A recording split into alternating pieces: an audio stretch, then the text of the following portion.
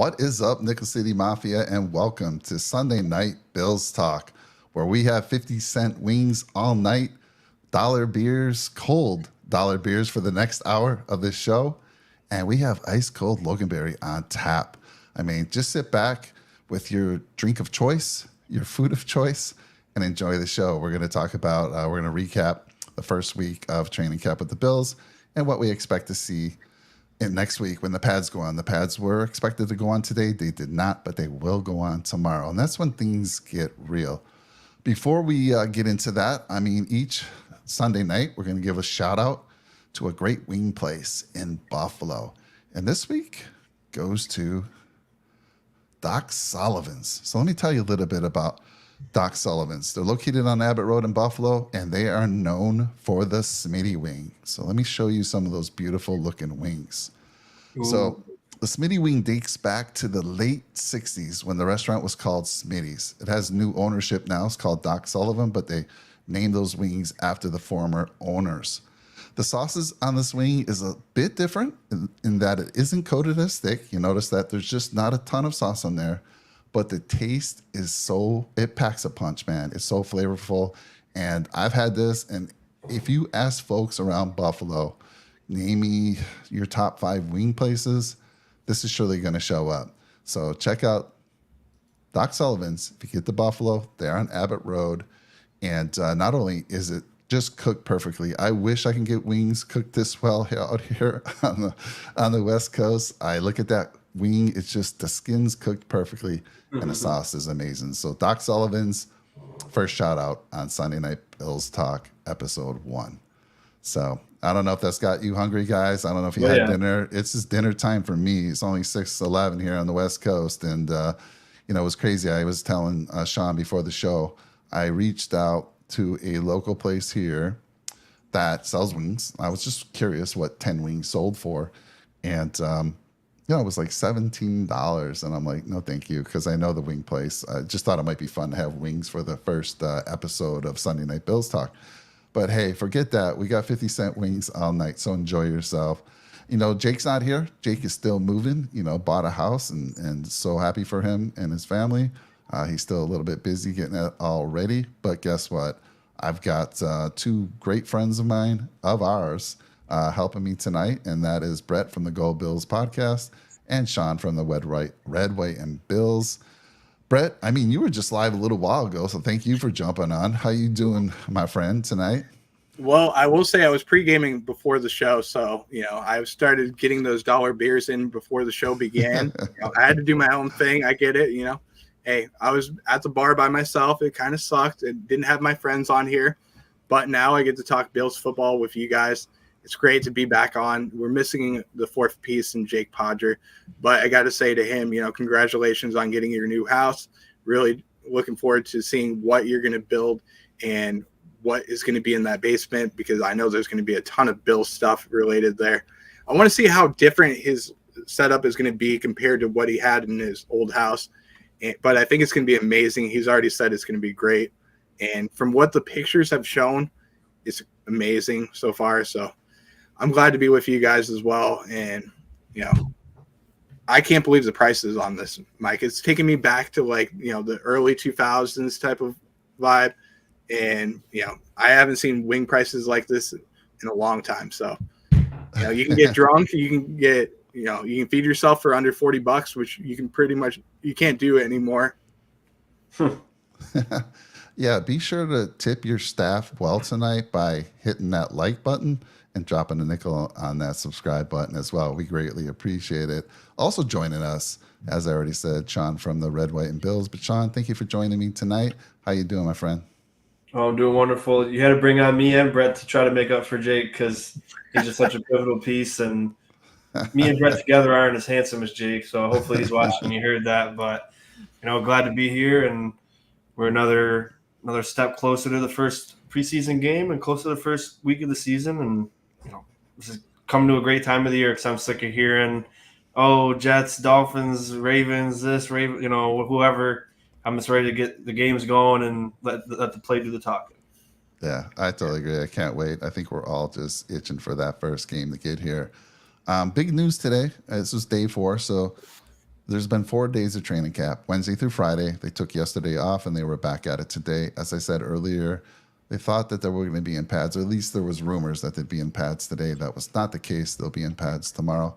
But big news today was that co-owner Kim Pegula was there in attendance at training camp today. She was parked in an SUV close to the field and watching practice. So that is amazing news.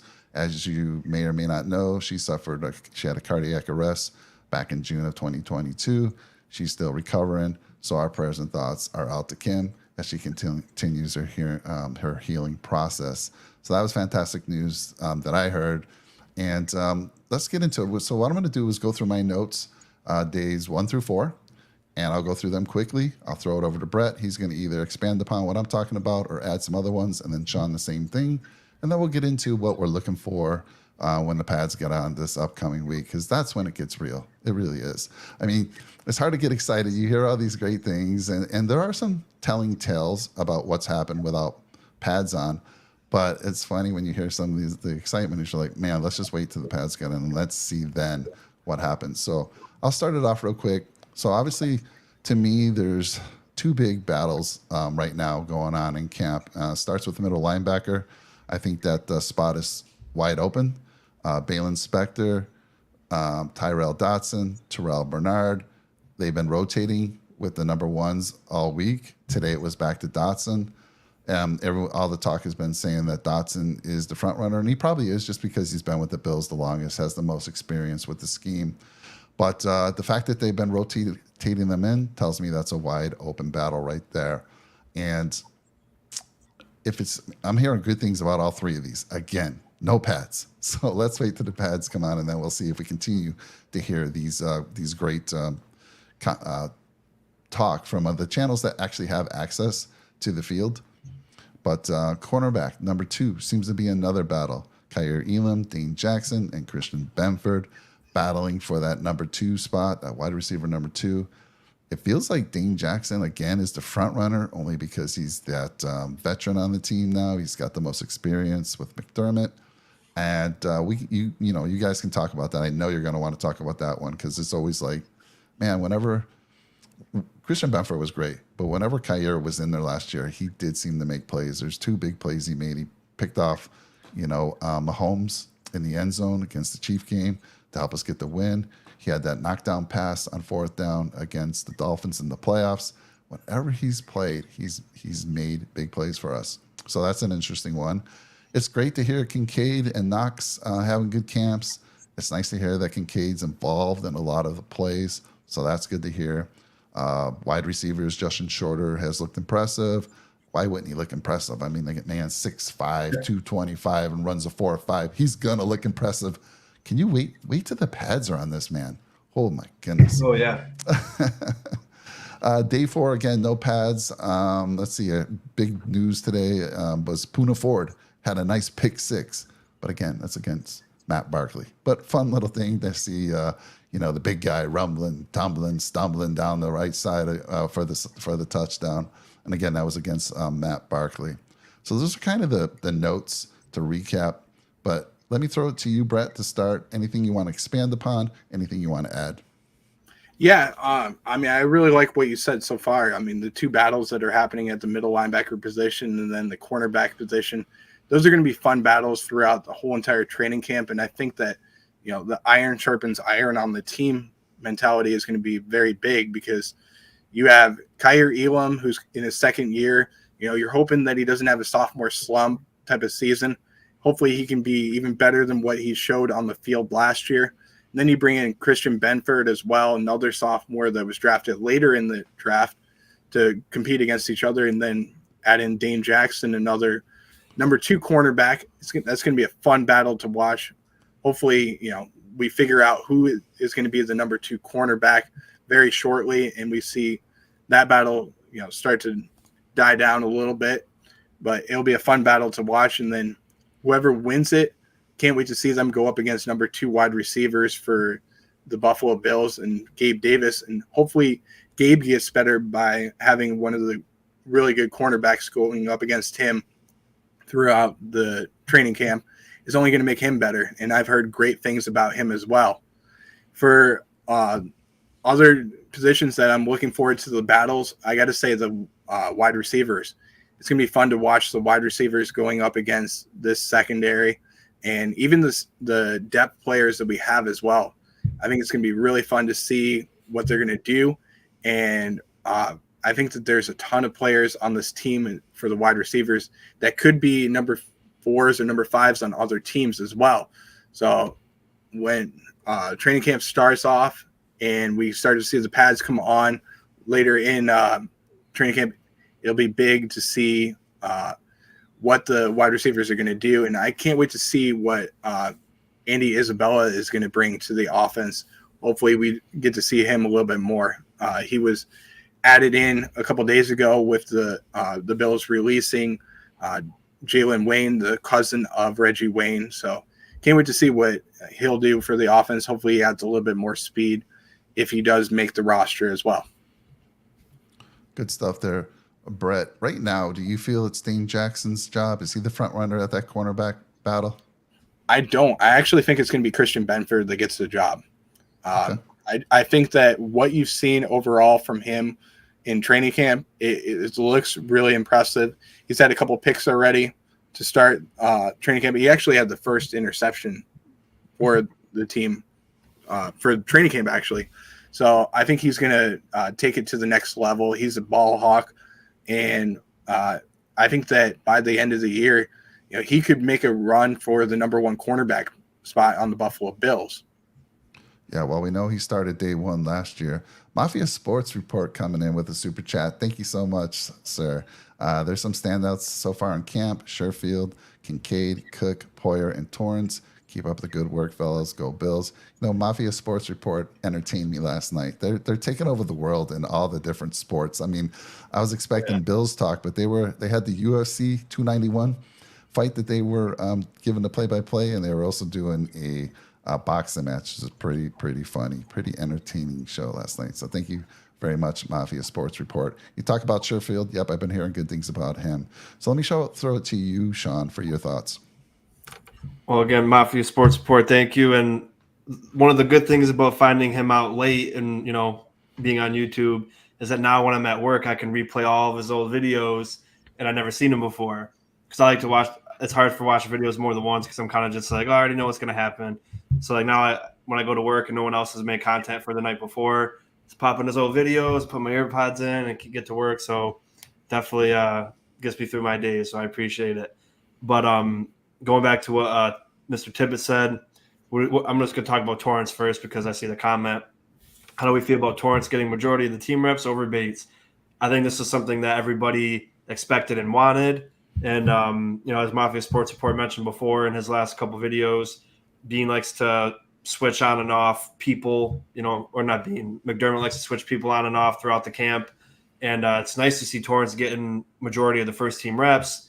And what I heard today about Poona Ford one-on-one with Torrance today, Torrance got beat right off the jump, but then he had a great recovery and was able to pile drive basically big Poona Ford into the ground and recover the rep. And I know the pads aren't on. I preface everything with the pads aren't on yet, but that's still a massive man pushing another massive man all the way to the ground. And, just the potential that Torrance has is just, I can't wait till the pads go on and watch him thud some people up. So Torrance, huge story at camp. And then James Cook caught a great pass today. And it seems like, even though I think Harris could be a running back 1, it seems like they're putting a lot of their chips into James Cook. He'll get a big workload. And I'd like to see what he could do with a Devin Singletary type workload and then maybe use Harris in the short game or in the red zone. Trey White against Stephon Diggs today a couple times. Great coverage with Trey White. Diggs got a couple catches. And, I'm kind of with Mafia Sports Report about Isabella. I think he's got a really far shot into making the team. But there's an avenue for it. There's an avenue for everybody to make the team. And it's a little bit harder for him. But we got a lot of speed guys, and that's something that, the Bills wanted to really hammer home in the offseason. So nothing wrong with more speed. Just got to see how he fits in. And if he doesn't, then he'll be out the door quicker than he came in. but there's definitely an option for him. And as far as the cornerback goes, I think they'll give it to Dane Jackson if they feel. I don't know why they would feel that way, but if Elam and Benford weren't up to the challenge, which doesn't make sense to me because Elam did really great, like you said, Mike, in pivotal moments. The KC game, I think he broke up the Ravens' pass on 4th down too, right when they're about to they're in the red zone. I think he blocked. I think he defended the pass and made a turnover on downs, and then we ended up winning the game on the next drive, and Dolphins game too as well, and played great in the playoffs. So I don't see. I know he has to earn everything he gets, but I just don't see why they're making it so so much of a thing.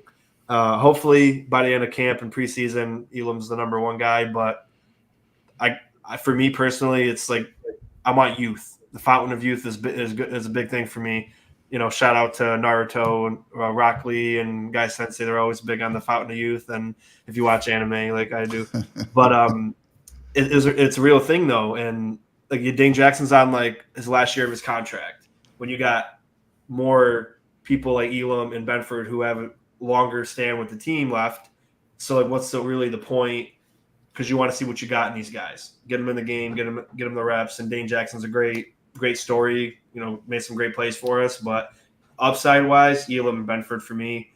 And then the linebacker situation. I said before camp, Spector's my guy to get the job. But I think it's even more going to explain once the pads go on because he's already calling plays. He's already getting praise from the other guys on defense, including Poyer. And I think, obviously, Dotson's who he is. Dotson's not going to get any better than what he's already shown. But Spector could get better and has a higher ceiling. So if he can call the plays, if he's great in coverage, we already know he can tackle.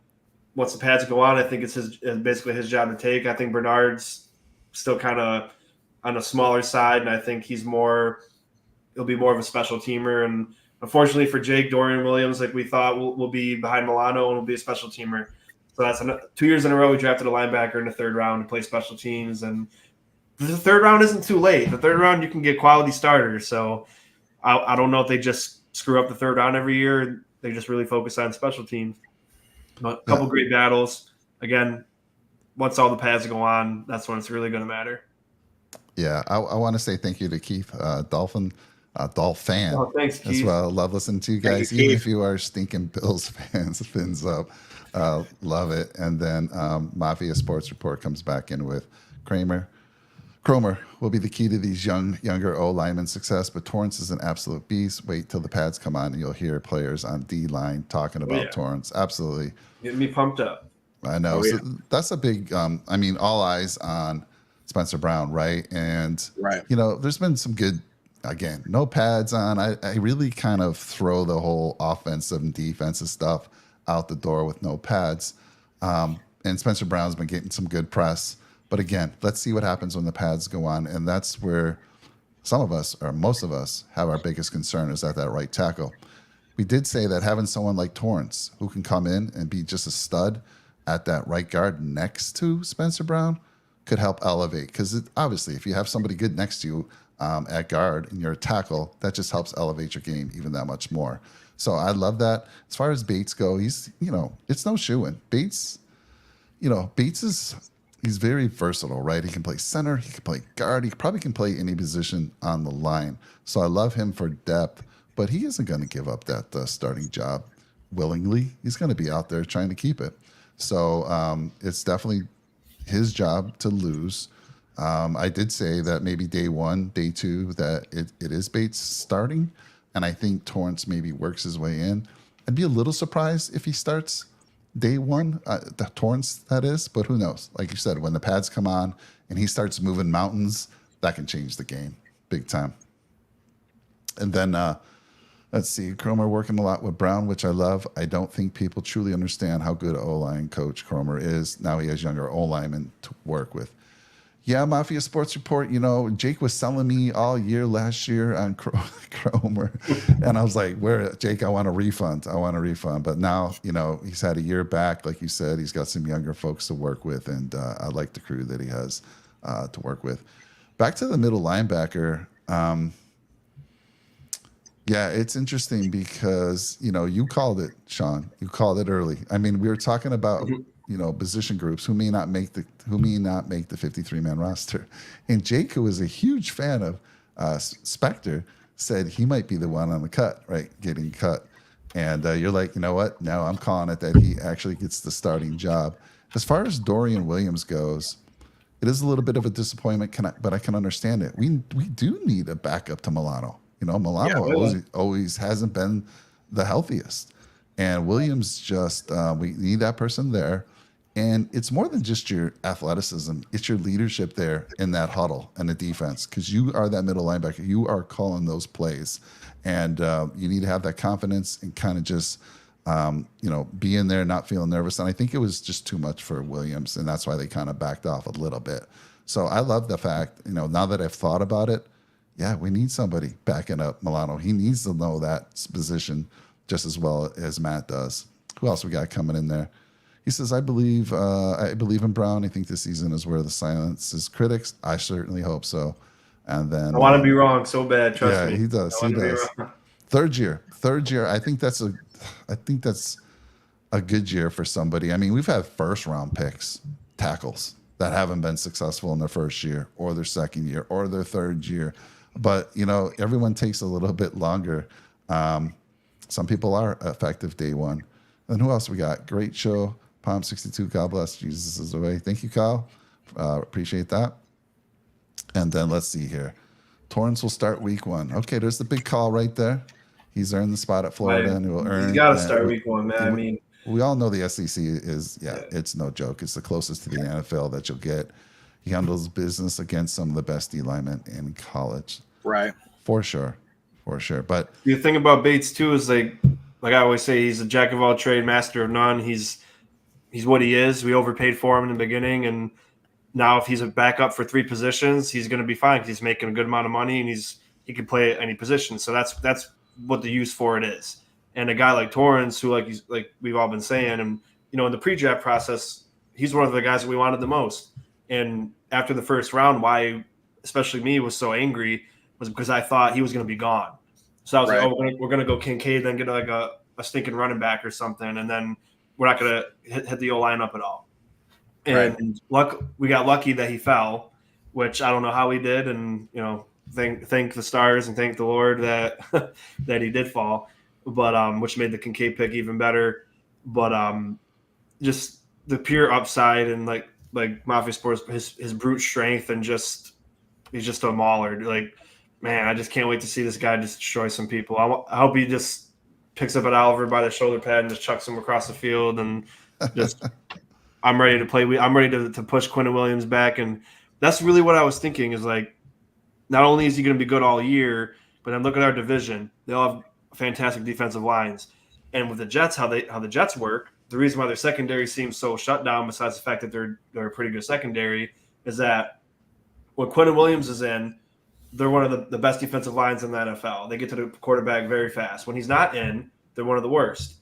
And not because they're bad, but because he demands so much attention. So if a guy like Torrance can handle a guy like that, and then McGovern is pretty good, and then Spencer Brown takes a step up, and then Dawkins is good again because he's got McGovern next to him, and Morris is just Morris, that will also help us playing teams like the Jets, where Josh isn't going to be running for his life every 2 seconds. We're going to be able to run the ball, and everything will be great. And that's 6 games a year against the division where they got Christian Wilkins, Quentin Williams, and then is Wise, and who's the other guy, the D tackle for the Patriots? So it's pretty good usually. Lawrence Guy, maybe. Lawrence Guy, as well as if you got Quentin Williams and a guy like Torrance can at least limit him, because like Aaron Donald, you can't stop him completely. But if you can limit a guy like Quentin Williams and slow him down, which I believe he can, that would it'll be wonders for us. It'll just. You just watch the difference when we play the Jets this year. If he is what we all know he could be, and we might not see it the first week. He might struggle the first time because it's his first matchup in the NFL. But even no matter how good he's going to be as a rookie, he's going to take lumps at some point throughout the season, and that's what makes people great. And even normal people like us, you do your job, you mess up, you figure out what your mistake is, you get better. that's all part of becoming a better whoever you are, and for me, a better cleaner for my business. If I mess up something that this first time I did it or whatever, we'll say for an example, someone says, "Oh, this wasn't how it should have been," or "This isn't what I thought it was going to be." I go fix the problem. I research more, get it done, make sure it's perfect. On to the next, and now I know not to do that again. So, I'm really excited about this. Love how Sean gets so passionate about that old line. But I'll tell you what, if Torrance starts day one, that run game from day one will be greatly improved from last year. Yeah. Now, I just worry about the pass blocking, but day one, if he starts, and also Spencer Brown. Spencer Brown has been, up until this point, a better run blocker as well. But those two, I'm running to that right side all day long. And that's Josh's favorite side to roll out to, right? I mean, I always say 9 out of 10 times something bad is going to happen when Josh rolls to his right for the opposing team. So, I don't know. I think so. I'm hearing you, Sean. Are you agreeing with Mafia Sports Report? You think Torrance is going to start day one? Oh, yeah. I know, and I think it'd be a criminal offense if either McDermott or someone's got to go to jail for like a week or so, spend a night in the drunk tank for that. But I mean, like I said, just his raw upside, and like Mafia Sports Report said, he's always earned every position he's gotten. When he transferred to Florida, he still let up 0 sacks and was incredible against some of the best talent in college. And I have a hard time believing that Ryan Bates is going to outwork Torrance. And not that Ryan Bates wasn't work hard, but the fact that he's more skilled than Bates, and he knows, like, I have to beat this guy out. Bates might be like, well, I am what I am. If they want me to play, they want me to play. And he'll still work hard, but I just think, when it comes down to it, Torrance has got that. Checks all the boxes, and he's got the edge for this competition. And, if he doesn't start week one, I guarantee you he'll be in the middle of the game week one, because Ryan Bates will get obliterated by Quentin Williams the whole game. And then, but Ryan Bates is a guy like who's, we need someone who, like Ryan Bates, who we got to make sure they don't get injured and they can play backup center, backup guard, and backup tackle. So got to keep him healthy, right? That's my, make sure he's healthy. So if someone does go down, you got him. And, even jokes aside, Torrance is just like I talked about him ad nauseum for a pre-draft, and we finally got the guy that we wanted. Let's put good positive energy into the world. He's going to be starting week one, and then we're going to see a brand new and improved offensive line. And I want to be wrong about Spencer Brown. Spencer Brown's got some tough games this year too. So if he can starts week one, man. Yeah. Starts week one with the Jets, and then you got the Patriots, and then you got the Steelers, and so on and so Ravens, so on and so forth. So, but before you continue, Mike, I've been thinking when Mafia Reports comment about it's what you do in camp and preseason, and I feel like a lot of it is because of playbook. And I was really thinking, like, is the Buffalo Bills playbook just overcomplicated? Because I find it really hard to believe that grown-up professionals struggle so mightily remembering plays and getting familiar with the playbook. And I mean, I didn't play at a super high level, but in high school, one of the schools I went to, I don't remember 100% because I played defense mainly, and the calls were a little bit easier. But I know on offense, it was like an animal, a color, and a state or something to depict what formation you're in, so on and so forth. So in the NFL, is it really that complicated where, like, people like Hines, they said Hines didn't know the playbook. Is it really that complicated where Nyheim Hines, a pretty good professional, wasn't able to make the field because he couldn't remember plays? Like, it can't be that difficult. So do the Bills overcomplicate things, or is it just a cop-out that the coaches say, like, oh, they don't know the playbook because they just don't feel like playing that person? Okay. I mean, I've been thinking about it a lot. So, right, that's a good point. I mean, for me, I'm gonna be the opposite. I know Mafia Sports Report is saying Torrance day one. I'm gonna say it is Bates. And I did say this. I've been saying this since we drafted him. We all wanted him, right? We wanted him round one. But for some reason, and again, teams know more than we do, how does that man slip to what we pick in the second round, all the way down to the 59, I think. Right? Yeah, I mean, how did he slip? There was something going on, something they knew. Maybe it was what they saw at the what do you want to call it? Whenever he was showing up for teams Scouting and combine. actually, what's that? The scouting combine. That's the word I was looking for. Maybe it's when they had conversations with him. I don't know. He's a beast. He's going to start. And like I said, if it's not day one, it's week 2, week 3, kind of like Spencer Brown did in his first year. So we'll see. I'm just like to be a little different. That's all. Brett, what's your thought? You think it's going to be Torrance day one, or Bates going to? And back to your point, Sean. Look, if I'm Bates, I want a long career in the NFL, and I want to get paid the most that I can potentially get paid. I can't get paid if I'm just backing up. I mean, I can. I mean, I'm versatile. Well, he's got his contract already, so Yeah, I know, but he's got his future. He's still, he's not that old. But I want to start, and I want to prove that I can be a starter in this league. So I think he's going to battle. I don't think he's just going to say, "Oh yeah, you drafted this guy in round 2. Go ahead, take my job. I'll go back to the bench, and I'll back up whoever you need. I'll stay healthy." But Brett, back to you. Your thought on that? Yeah, I think it's going to be a fun battle to watch. I mean, you look at Ryan Bates. I do think that he could be the starting center for the Buffalo Bills too. And if Buffalo wants to move on from Mitch Morse, they could very well do that. And you got to remember, he's going to have $8.5 million that he's going to command this year. And he has an injury history as well. So if I'm the Bills, you might want to look into moving him inside as well throughout training camp, just in case there's an injury. So I do think that the best 5 need to start at the beginning of the year, especially week 1. I mean, we have some hard matchups coming up, and I do think that Torrance is the future for the Buffalo Bills. So you got to roll with the punches that you're going to see week 1. He might not be the best player out there, but he provides some really good pass blocking, number 1, and he also is pretty good in the run blocking as well. So you got to factor that in, and you got to remember that the right side of the offensive line last year was the weak point for the Buffalo Bills. So if I'm putting out my best starting 5, I have to put out O'Cyrus Torrance in there. And I also have to think about, is there going to be a battle between Spencer Brown and Brandon Shell or David Quisenberry to take over the right tackle position? You got to think of ways to get better for the Buffalo Bills all the way around. And that's something that Coach McDermott, as well as, Aaron Cromer and Ken Dorsey, have to look at throughout the next couple of weeks to see what starting 11 players can we put on offense. Can we put the best team out there on the field, which we need to do? And then we got to do the same thing on defense. And that's going to be the case that they're going to have to figure out who's going to be the middle linebacker in that battle. That's going to be a fun battle. I know that Sean did call it very early on who's going to be the middle linebacker and Balin Spector. My choice is out of the question, in Dorian Williams.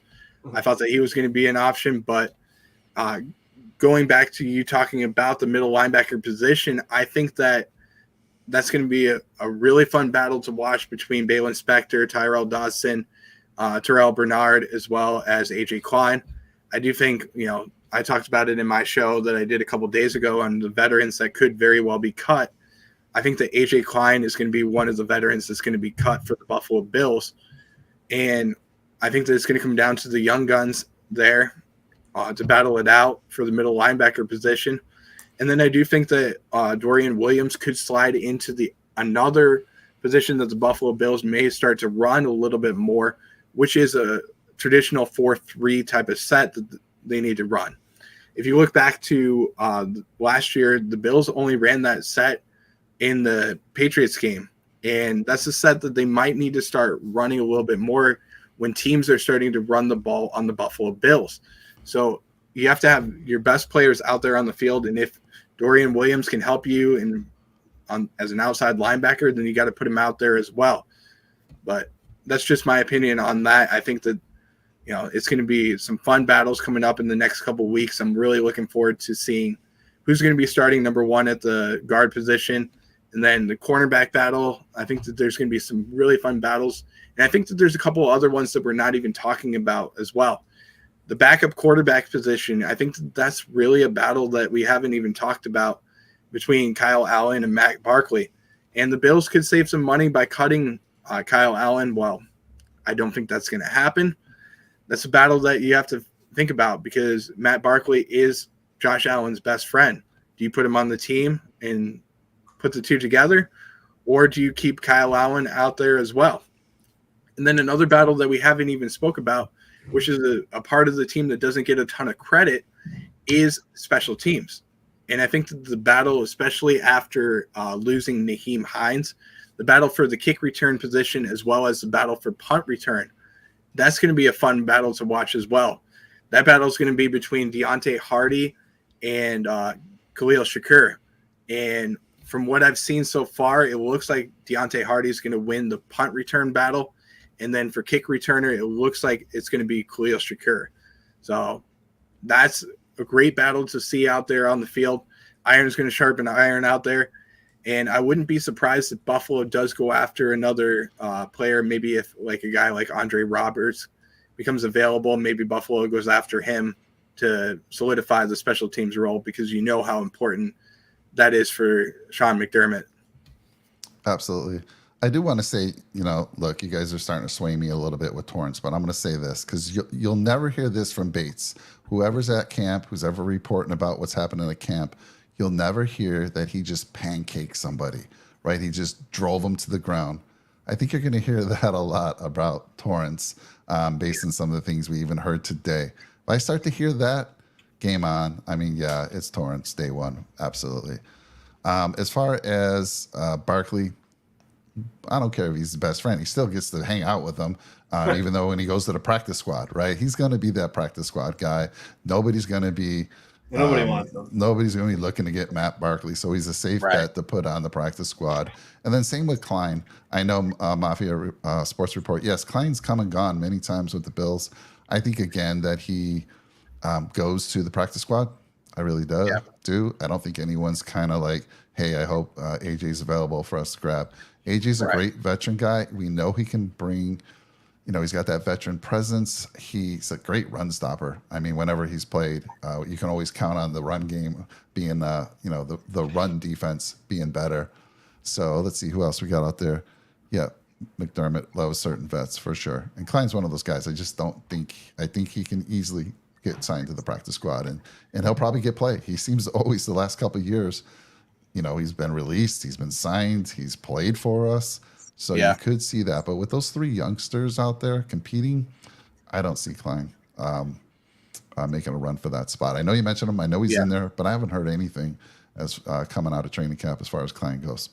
So I wanted to go back to that a little bit. And when I was saying that Klein might not make the roster, I do think that when I say that, it's because of the amount of money that he has on his contract right now. I think you can save some money and use that towards signing a veteran. But I think that the easiest person to get onto the practice squad would be AJ Klein. That's why if you release him, you can put him on the practice squad, sign him for a lot less money, and have him go over there. And you can also have him teach the linebackers as well, because he is a McDermott guy. And I know the team does like him, but I just don't think that there's a spot on the roster for him unless he can play special teams, which, you have Balin Spector, you have Tyrell Dodson, you have Terrell Bernard. All three of them can play special teams. So you can move him to the practice squad, have him as one of the 16 guys on the practice squad. And I think he will still stay in Buffalo, because I don't think he's going to be a hot command in the NFL. Yeah. I mean, look, we got 20 minutes left of dollar beers. So we want to get you pick up your dollar beer right now, nice and cold. The Bat Blue available for you. I want to get through this in the next 20 minutes. So let me throw it to you, Sean. I think we've talked a lot about, again, this is everything we've talked about is without pads. We've had some great conversations about the camp battles that are truly going to be on. And there's some that Brett mentioned that we haven't even talked about, but it gets real tomorrow. And what are you looking for, Sean, when those pads come on? What's the first thing you want to hear these upcoming next few days? Talk to me, man. Man, I mean, just thinking about pads going on just brings me back to the days where we were doing double sessions, and the first couple of days you can't wear pads, you can't hit, and then you get the pads on. Then some people are nervous. Like, this is high school though, but people are nervous. You're just ready to go. You're ready to get hit for the first time, and I think we got to start by saying, like, the Damar Hamlin thing. It's going to be a big deal. Like, his first contact, which everybody's talked about already. That'll be like one thing that everybody's going to want to see him be okay. All right, we're not worried about that right now. He's okay. We're good. Let's keep it going. But I just want to see people just not literally kill each other, but I want to see them kill each other. I want to see, enemy on enemy, even though they're teammates. I just want to see that fire. I want to see that desire. I want to see, I'm not going to let you beat me ever, even though you're my teammate and I like you. I'm going to put you on your ass, and especially in the trenches.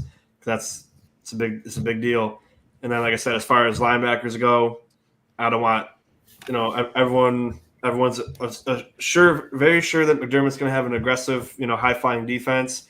I do not want to see soft linebacker play. I don't want to see timid, not hitting the hole. I don't want to see backpedaling before, keep backpedaling while the running back's coming, waiting for the blocks to hit you.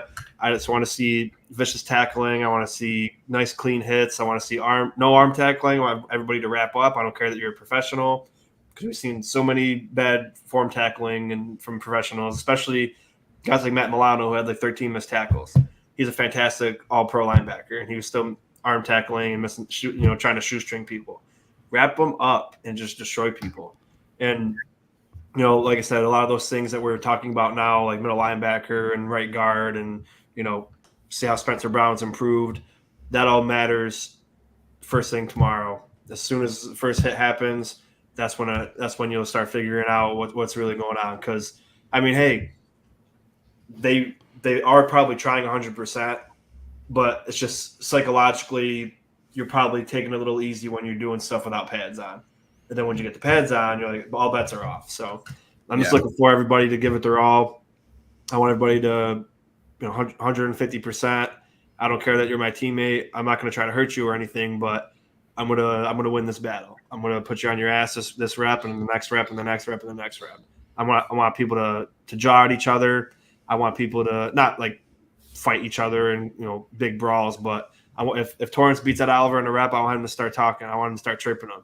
And that is just what it's all about. So I'm I can hear the excitement in your voice. It's been pretty calm up until this point, and usually even before the pads go on, you hear of some scuffles. There's been no scuffles yet, but I think when the pads go on, that'll change. If you looked with the Chiefs, Kelsey had 2 big scuffles, and he had to put out a little tweet talking about, I got to be a better teammate and stuff. So I love that. And then I did want to ask you, Sean, because I got to ask you about this. So Micah Hyde, I was listening to his press conference the other day, and he's pretty much just talking like the defense is the same. It's the same scheme we've been running for years. Mm-hmm. And I'm like, but and they were trying to get out of him, has anything changed? And maybe he's just not revealing that. But what's your expectation from McDermott? Like, what is he going to change? If Micah Hyde's saying it's the same defense we've been running for years, I'm thinking, uh-oh. But what's McDermott going to do to change that up? Well, that's a good point that you said that. He could just be smoke screen, but I think a lot of us are trying to elude the fact that that could be a possibility. Like I said, McDermott was a different defensive coordinator when he was with Philadelphia, with the Panthers and whatever. But again, the rumor was he did that 13-second play, not Leslie Frazier, and that was not an aggressive play call.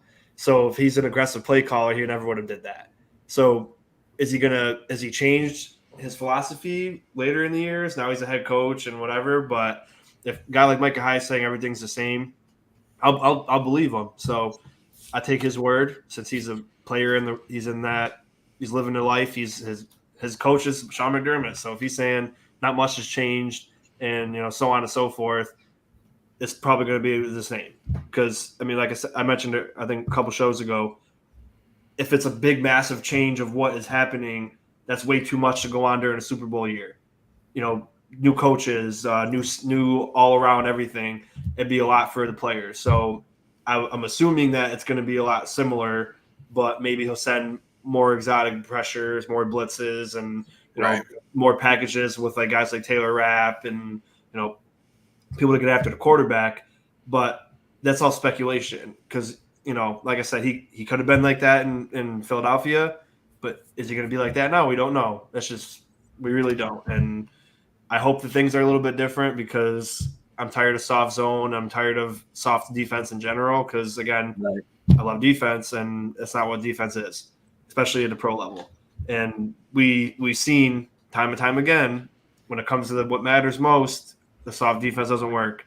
And like Mafia Sports Report says, he will bring a more aggressive defense.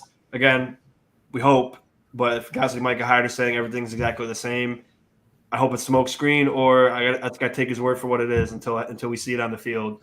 And if he did call that 13-second play, I know it's one play, but how many times did he take over the defense and it was the same tune? So I hope that his defensive coordinator in Philadelphia and Carolina come back to Buffalo and he is aggressive. But like I said, if that's how he was, then hopefully he is. And if Micah Hyde saying it's like that, then I gotta take his word. Yeah, he can definitely switch things up and make make those blitzes a little less. What do you want to say? Noticeable. Less noticeable, exactly, and change that up. And before you continue, Mike, I'm just real quick. Yeah. I'm sorry. We remember when we were talking about Tremaine Edmonds, and I always mentioned how he was never a good fit for the defense. He always played like a third safety.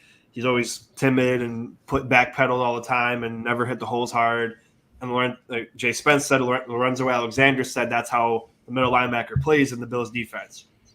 And I hope if McDermott is what everybody's saying he's going to be, I really hope that we're done with that, because I think Edmonds will be phenomenal in Chicago because he's not going to be like that there. But they kind of, he didn't work with us. And, if that's the kind of defense that was what Frazier wanted, hopefully it was just what Frazier wanted. But you have to think like you're a head coach. You have a defensive coordinator. You want to do this. Say, hey, defensive coordinator, I'm also a great defensive mind, and I am a head coach. I think that we should try this. What do you think? And then he says, no. And then you say, well, I'm the head coach. We should try this just to see. And they say, okay, I understand. Like, I just have a feeling that it's going to be a lot of the same. And I know everybody, that's an unpopular opinion. Everyone thinks he was great in Philly. He was great in Carolina. But none of that came and transferred to our defense here. And as a head coach, you have a lot of say in a lot of things. And not that, I'm better than you because I'm a head coach, but the defensive coordinator should respect what the head coach says. The offensive coordinator should respect what the head coach says. They should work in unison. So if Sean McDermott says, listen, Leslie Frazier, I think that your soft zone defense is terrible. It's lost us playoff games. We got to try to be more aggressive and do this. Okay, Coach McDermott, let's do it. And then that's how it should be. So either something wasn't working right in that little triangle, or this is what McDermott is right now, and he changes his philosophy. Or maybe we just don't have the players back then to do the same defense that he wanted to run, which I think we had. We have pretty great players, but sorry to take up too much of that time, but it's all good. Yep, it's all it's all speculation. No matter what happened in the past, until we see it on the field, and that's just what I'm going to stick with. Got it. Yeah. And I kind of respect that. And Brett, I know you've had a lot to say. We've been keeping you away from the mic, but we're going to get right back to you shortly here. Sorry, I know you have some questions. I just want to go through the catch up on the channel here. Keith, Micah Hyde has to say that, playing his cards close to the chest. Yeah, that's a great point. You're right. You don't want to give anything out, right? You don't want to give any edge to your anyone listening to that. And then look for more exotic blitzes, especially from the linebacker position. I like that a lot. And let's see here. And safety, Brian Dawkins blitz a ton under Johnson McDermott. So again, all of you believe there's just going to be a lot more blitzing than what we've done in the past, and maybe disguising that a little bit better. Maybe showing we're blitzing and not knowing who is blitzing is going to be important as well. Still rushing 4, but disguising where those 4 are going to come from, which would be fantastic. Let's see here. What else do we got? He was actually too aggressive in Philly and was a reason why he was fired. So hopefully he's got a nice balance now. He's I do love the fact, look, I was worried that he was cutting himself thin. He's the head coach, and he's taken on the defensive coach, defensive coordinator position. And we had a young man on who actually got to do a car ride with him for 3.5 hours. Jason's his name.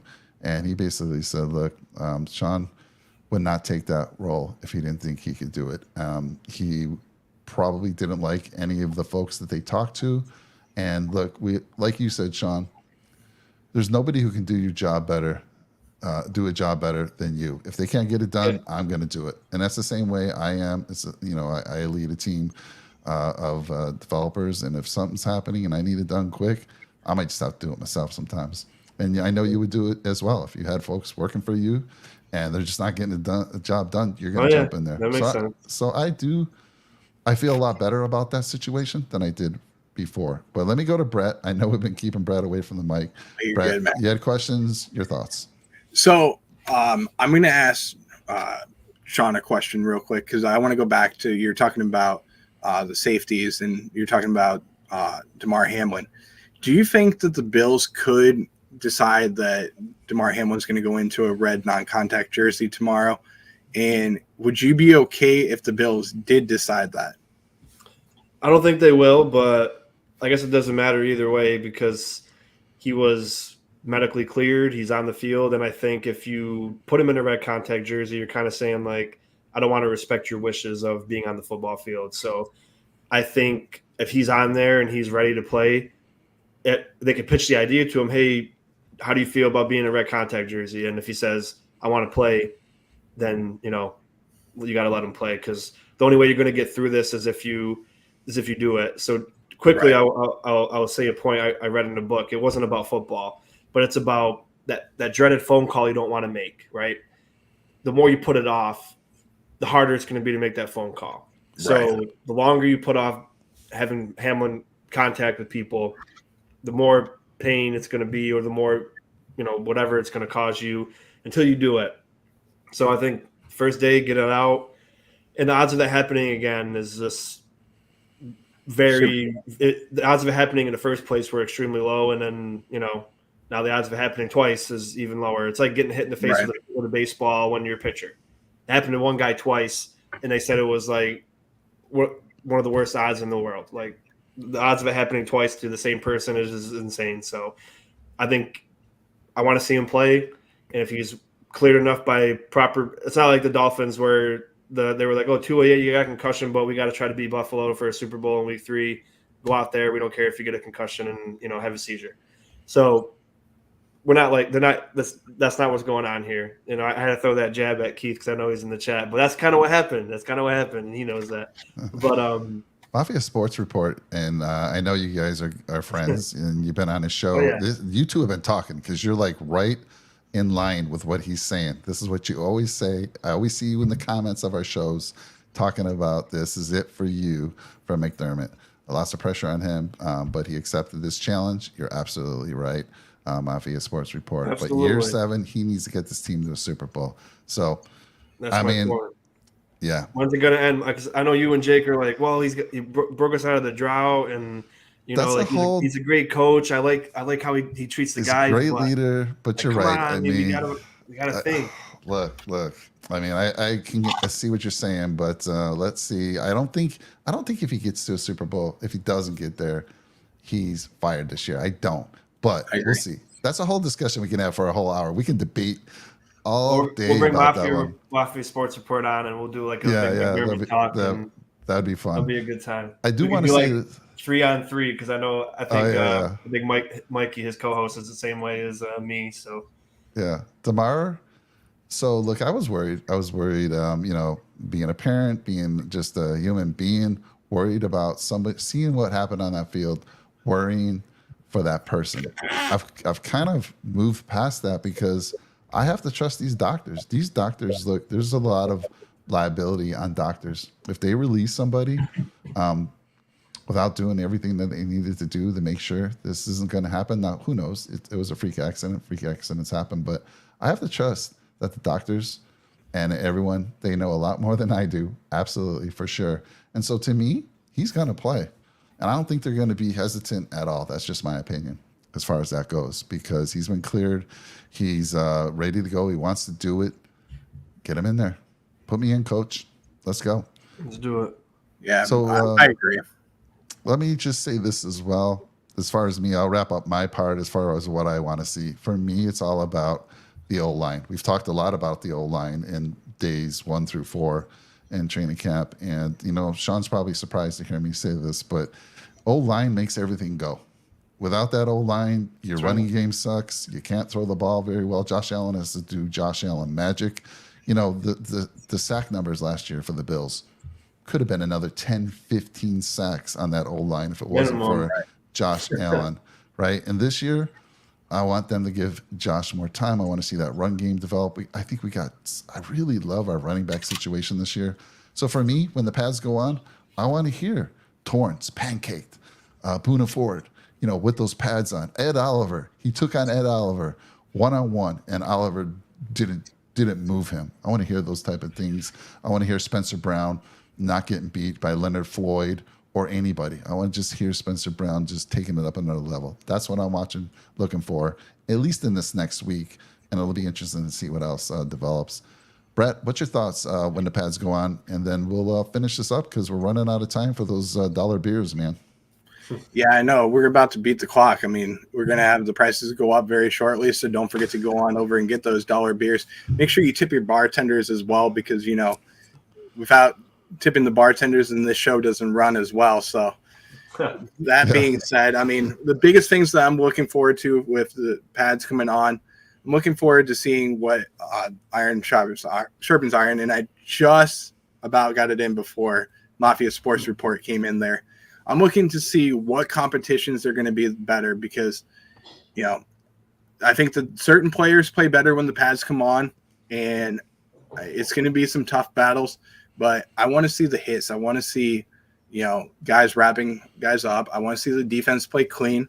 But I also want to see the offense. I want to see them move the ball down the field. And I want to see a good mixture of that. I want to see what different players, as far as the wide receivers can do if they can win their matchups without the cornerbacks getting their hands on the receivers and being grabby. So that one thing I'm looking forward to seeing is, the cornerbacks, can they win the one-on-one battles? And then I'm looking forward to the wide receivers win those one-on-one battles as well. I think that's going to be really fun. I'm also looking forward to seeing the 11-on-11s. How can the Bills offense compare to the Bills defense? Because this is going to be a top 5 defense in this league right now.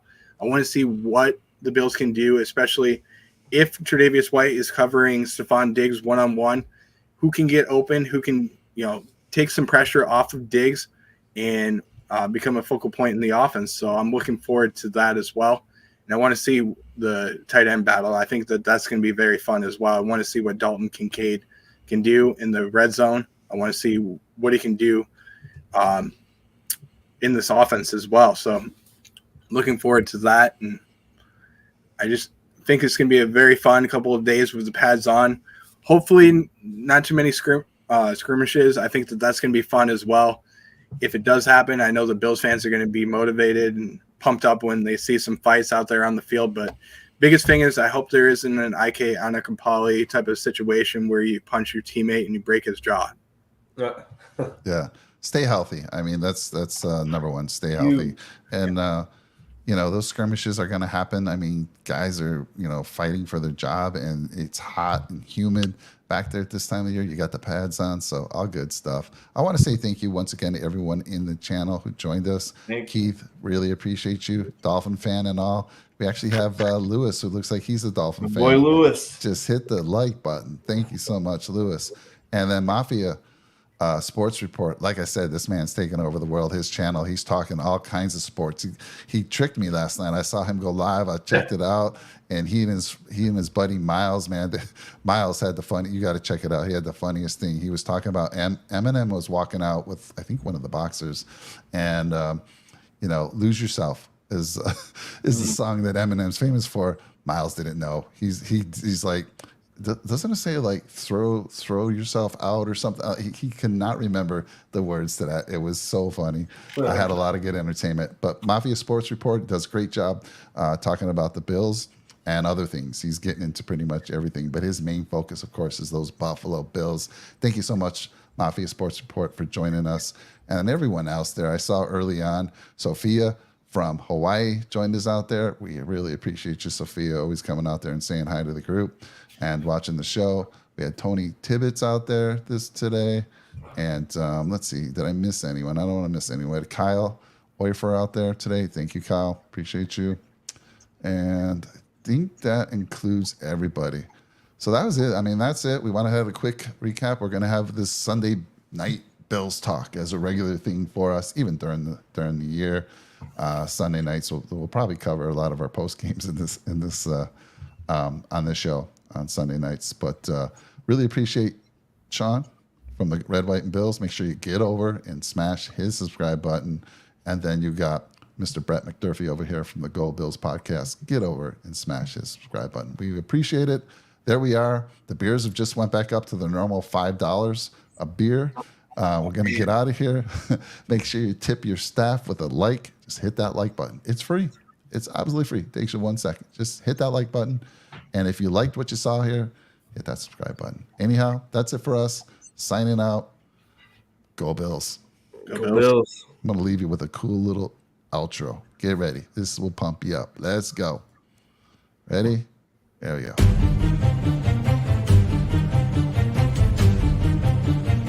Bills Mafia, circling a wagon, you feel me? Nickel City Mafia, let's go! Josh Allen, quarterback supreme, leading the Bills to the top of the league. Weapons by his side, and that defense hella mean. Buffalo's got a team that must be seen. I said Buffalo's got a team that must be seen. Yeah.